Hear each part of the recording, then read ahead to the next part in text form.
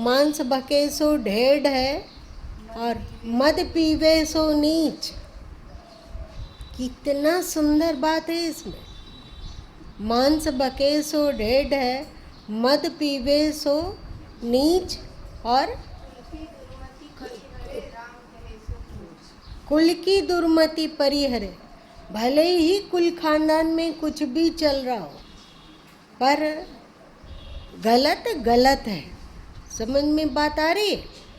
चाहे हमारे पूर्वज लोग क्या किए उसकी बात जाने दो।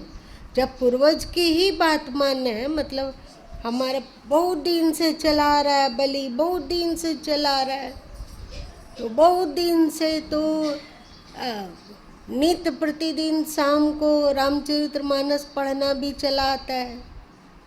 पहले होता था ना, शाम के समय में सब कोई बैठे, चाहे आसपास के लोग सब जमा हो गए और रामचरितमानस का पाठ कर रहे हैं, चाहे कोई भी भजन उठा लिए, होता था ना। लेकिन आप उसको भी क्यों नहीं स्वीकार करते हैं? बहुत बड़ी बात है ये। राम कहे सो ऊंच, कुल की दुर्मति परिहरे। राम कहे सो ऊंच। जो खानदान की गंदी बुद्धि को त्याग कर देता है और राम सुमिरन करता है, वही ऊंच है। जो मांस खाता है, नशा करता है, वही ढेढ़ है, मतलब चमार है। वो रविदास या रविदासी नहीं है, ये सब भूल जाओ। रविदासी लोग तो रविदास से जुड़े होने के कारण महापूजनीय है। असली चमार यही है। मांस बके सो ढेढ़ सब, मद पीवे सो नीच। कुल की दुर्मति परिहरे, राम कहे सो ऊंच। अब कुल की दुर्मति को छोड़ पाते हो तब तुम ऊंच हो।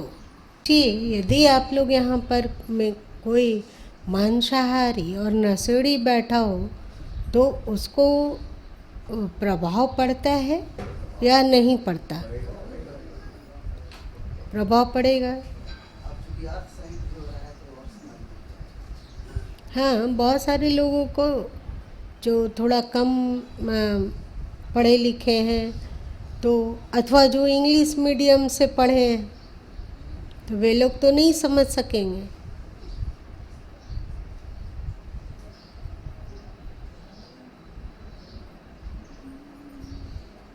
मांसाहार और नशा भी कुरीति है ना, बहुत जोर।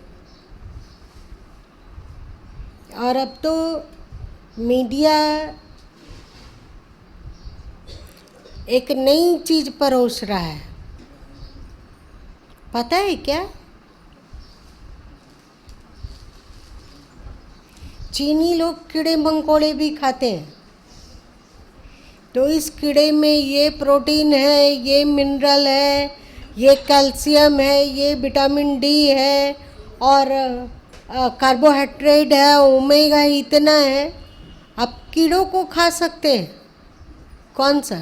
जैसे चींटी हुआ, खोटे हुआ, और जो हम लोग बचपन में एक हरा हरा कीड़ा राम जी का घोड़ा बोला करते थे, आप लोग भी बोले? अच्छा,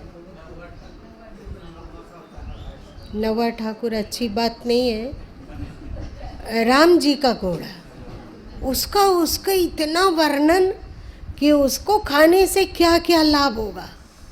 तो यदि मीडिया ऐसे ही परोसते रहा तो तुम पता है इसका प्रचलन फिर बढ़ने लगेगा। लोगों के पास अपनी बुद्धि और विवेक तो है नहीं। जो मीडिया परोस देता आदमी उसी के पीछे पीछे चलने लग जाता है, होता है ना।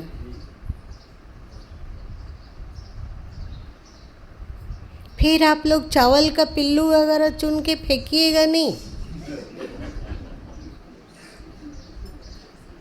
उसको सबको किसी चीज़ में जमा कीजिएगा, हो सकता है उसका चटनी पीस लो।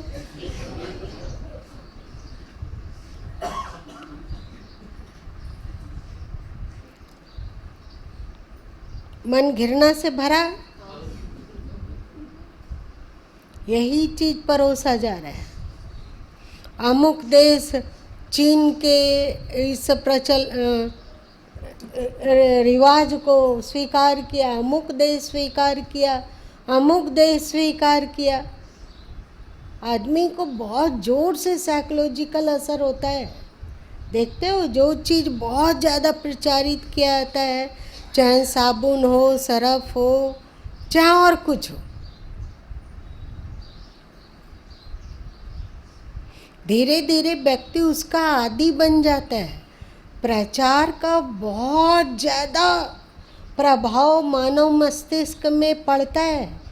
तो यदि कुछ लोग बुराई का जोर शोर से प्रचार करते हो, तो आप लोगों को चाहिए कि उससे भी जोर से अच्छाई का प्रचार प्रसार करें, शुभ और श्रेष्ठ का प्रचार प्रसार करें। इसके लिए जो रिटायर हो गए हैं उन लोगों को अपना थोड़ा थोड़ा समय देना चाहिए। कहाँ?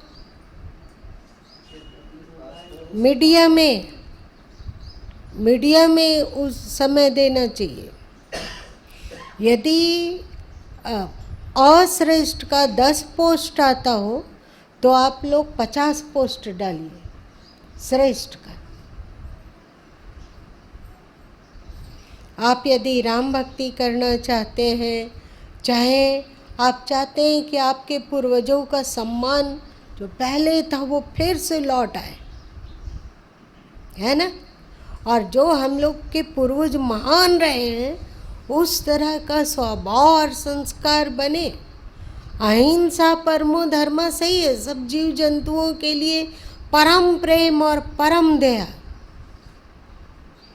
पर कोई हमारी ओर आंख उठा के देखे और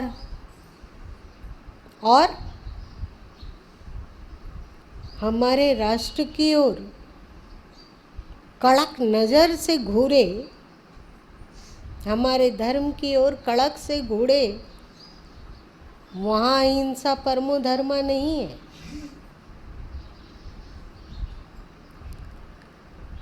जानते हो क्षत्रियों में क्यों मांसाहार और इस तरह बलि सब का प्रचलन चला? जानते हो? इसलिए और एक बात है कि तुम लोगों का देश इतना समृद्ध, जो विश्व गुरु था और जो सोने की चिड़िया था और जिसके सभी देवी देवताओं के हाथ में अस्त्र शस्त्र है कि नहीं? दुर्गा जी को देखो तो उनके 10 हाथों में अस्त्र शस्त्र है ना। राम जी को देखो तो उनके हाथ में अस्त्र शस्त्र है। कृष्ण जी को देखो तो भले वे अस्त्र शस्त्र नहीं रखते हो, लेकिन जब भी जरूरत होती है तो अपनी उंगली खड़े कर देते हैं, मतलब सुदर्शन चक्र। और तो और विष्णु जी को देख लो, शंकर जी को देख लो, गणेश जी को देख लो, कार्तिकेय जी को देख लो, जिसको देखना है देख लो। अस्त्र शस्त्र से परिपूर्ण है उनका हाथ, है ना। ऐसा कोई भी देवी देवता नहीं है जिसके हाथ में अस्त्र शस्त्र नहीं है। फिर हम लोग इस तरह पराजित कैसे हुए? हम लोगों के राष्ट्र में मुगल कैसे घुसा, अथवा कोई आतताई मोहम्मद गोरी इत्यादि जैसे के लोग हम लोगों को पराजित करके धूल चटा के हमारे मंदिरों को लूटा, हमारे घर की औरतों को भ्रष्ट किया, और ढेर सारे दास दासियों को उठा के ले गए अपने घर। समझ रहे हो? ऐसे इस्लाम की संख्या नहीं पड़ी है।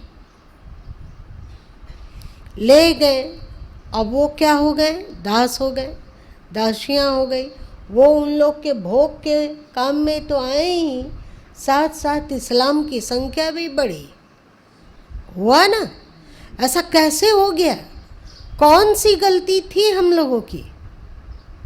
बहुत बड़ी गलती थी, क्योंकि राम जी चले गए, कृष्ण जी चले गए, तो फिर आए बुद्ध और महावीर। उन लोगों ने क्या किया? एक तरफा अहिंसा अहिंसा अहिंसा अहिंसा अहिंसा अहिंसा का इतना शोर मचाया, इतना शोर मचाया। तुम लोग जानते हो ना, अशोक अपना हथियार नीचे रख दिया था। इसी तरह कितने राजा महाराजा हुए जो फिर जपने लगे अहिंसा परमो धर्मा, अहिंसा परमो धर्मा, अहिंसा परमो धर्मा। बुद्ध का असर हुआ, महावीर स्वामी का असर हुआ, और जो क्षत्रिय थे वे भी हथियार नीचे रख दिए। अब क्या होगा बताइए? कोई भी दस्यु, कोई भी लुटेरा, कोई भी आतताई का दाल गलेगी या नहीं गलेगी? सोचो। अगर आपके गिरडी की पुलिस अपना हथियार डाल दे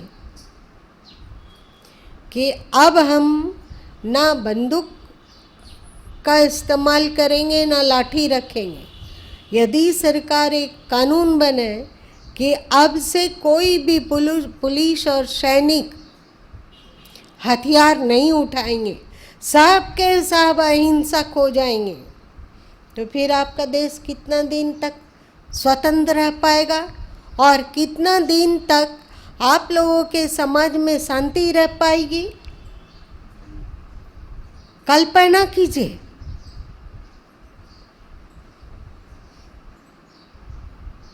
क्या हो रहा है कल्पना में? जैसे ही लोगों को पता चले कि अब सेना और पुलिस अहिंसक हो गए हैं, मतलब क्या, अब किसी तरह का बल प्रयोग नहीं करेंगे। शायद हम लोग जिंदा रहें कि नहीं, सो उसमें भी संदेह है कि नहीं?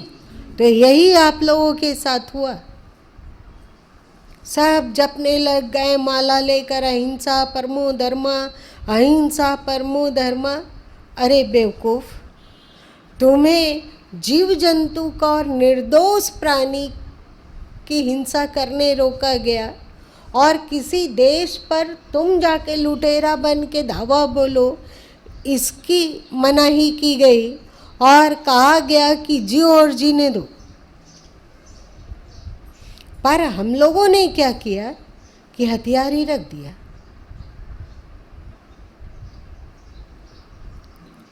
जब लुटेरे लोग आए, कौन लूटा था सोमनाथ मंदिर?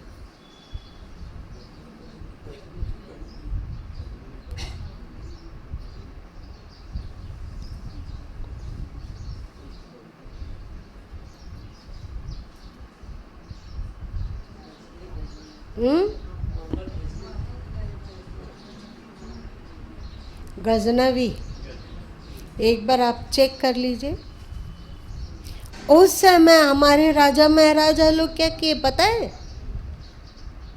वे लोग गायों को सजा के सामने बेच दिए कि गायें रक्षा करेगी ही। 33 करोड़ देवता है गायों में, तो हम सबका रक्षा हो जाएगा। उतनी गायों को वो लोग एकदम बढ़िया से काट कूट के रक्तपात से भर दिए उस प्रदेश को, और फिर भली भांति लूटे सोमनाथ मंदिर को। इस पगलपना में अब नहीं रहना है। आत्मरक्षा के लिए उठाया गया हथियार हमेशा अहिंसा ही माना जाता है।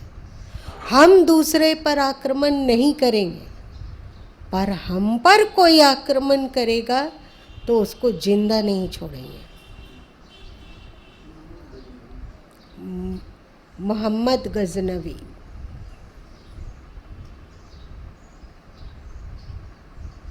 तो ये जो अहिंसा परमो धर्म आप लोग बोले, इसका मतलब है जीव हिंसा हम नहीं करेंगे, बेकसूर प्राणियों की हत्या नहीं करेंगे, मांसाहार नहीं लेंगे, नशा नहीं करेंगे। पर अगर राष्ट्र पर खतरा होता हो, कोई हमारा दमन करना चाहता हो, हमारे मूल्यों को नष्ट करना चाहता हो,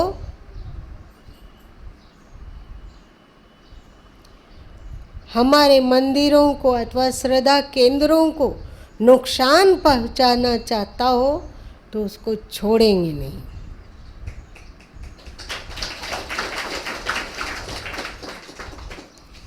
फिर जब लोगों को, संतों को ये लगा कि इसके द्वारा तो बहुत नुकसान हो रहा है, तो क्योंकि क्षत्रिय वर्ग जो थे, क्षत्रिय वर्ग, उनको कहा गया कि तुम अब क्रूर बनो,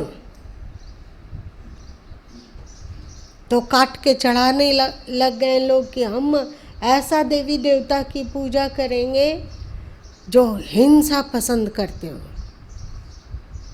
काली जी की पूजा करने लग गए, दुर्गा जी की पूजा करने लग गए, बलि प्रथा का प्रचलन हुआ। डल्ले लोग बड़े बड़े जानवरों को भी काट के देवी के आगे चढ़ाने लगे, और वे महामांसाहारी बने, क्योंकि उस समय संतों को लगा कि और कोई उपाय नहीं है, ये सब पूरी जाति ही क्लीव हो गई है। कायर, बुजदिल, तब उसका प्रचलन चला। लेकिन बाद में जो संत आए, वे कहे कि न बलि की आवश्यकता है बहादुरी के लिए, और ना मांसाहार की। मांसाहार और बलि का त्याग करते हुए भी हम बहादुर और वीर हैं। जरूरत पड़ा तो देश के सीमा पर भी डट सकते हैं। आप लोग डट सकते हो क्या? नहीं डट सकते हो?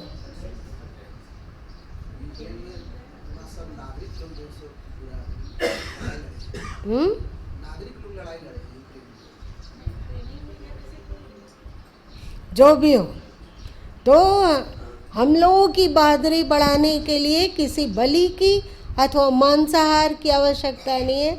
हम पहले से ही बहुत बहादुर हैं। देवी देवता की संतति जो है,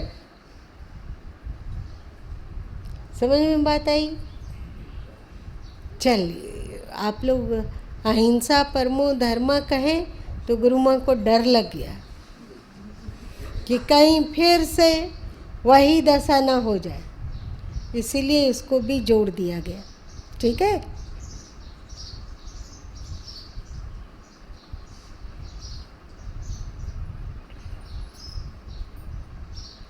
क्या अभी भी सैनिक हमारे वैसे हैं कि वे बलि नहीं देंगे और जीव हत्या नहीं करेंगे, तब उनमें बहादुरी का उद्रेक नहीं आएगा? ऐसे सैनिक होते हैं क्या अभी के सैनिक? सैनिक को तो उतना ट्रेनिंग दिया जाता है। हम लोग संतों को देखो, ना मांस खाते हैं, ना किसी को कष्ट देते हैं, ना पीड़ा पहुंचाते हैं, पर बहादुरी में दुर्गा इत्यादि से कम नहीं है।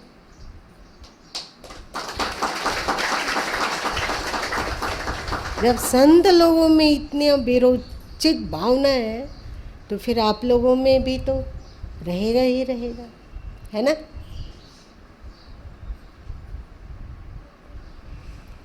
चला जितने ही रहने दे।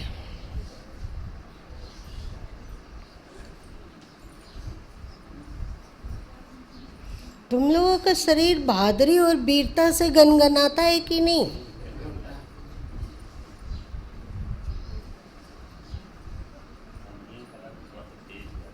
तेज हो जाता। बूढ़े हो हमारे दुश्मन, 60, 62, 65 का उम्र भी कोई उम्र होता है? अभी ही तो बहादुरी और समझदारी आई है। बच्चे थे उस समय, कहाँ समझ थी उतनी।